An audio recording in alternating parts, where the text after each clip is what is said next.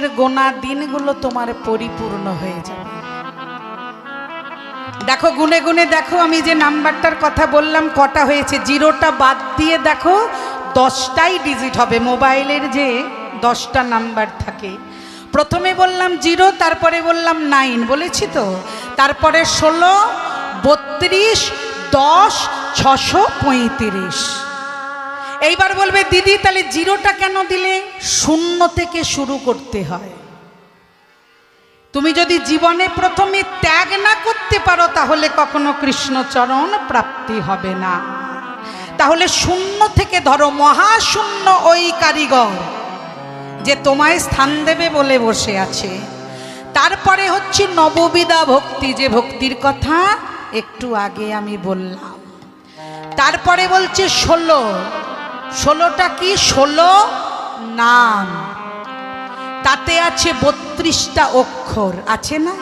হরে কৃষ্ণ কৃষ্ণ কৃষ্ণ হরে হরে, হরে রাম রাম রাম হরে হরে। আমরা অনেকে বলি হরে কৃষ্ণা, বলবে না মা কোনোদিন। কৃষ্ণা মানে হচ্ছে দ্রৌপদীর নাম। ওটা ইস্কনের মানুষেরা যারা ইংল্যান্ড, হল্যান্ড, আমেরিকা থেকে এসেছে তারা বলবে। আমরা বাংলার মাটির মানুষ, আমরা বলবো কৃষ্ণ। ক্রিযুক্ত স্নো প্রত্যয় করে কৃষ্ণ। কৃষ্ণ মানে কর্ষণ, যার নামের আকর্ষণে বসে আছো। আর কৃষ্ণা মানে হচ্ছে দ্রৌপদীর অপর নাম।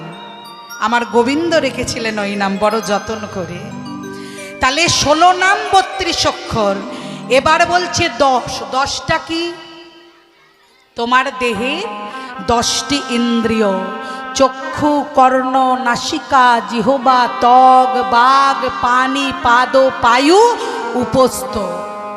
এরপরে রয়েছে 635।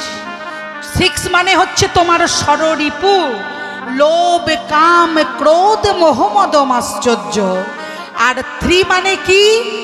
তোমার বুদ্ধি, মন আর অহংকার। এই 3টেকে গোবিন্দ চরণে অর্পণ করতে হবে। 5 মানে হচ্ছে কি?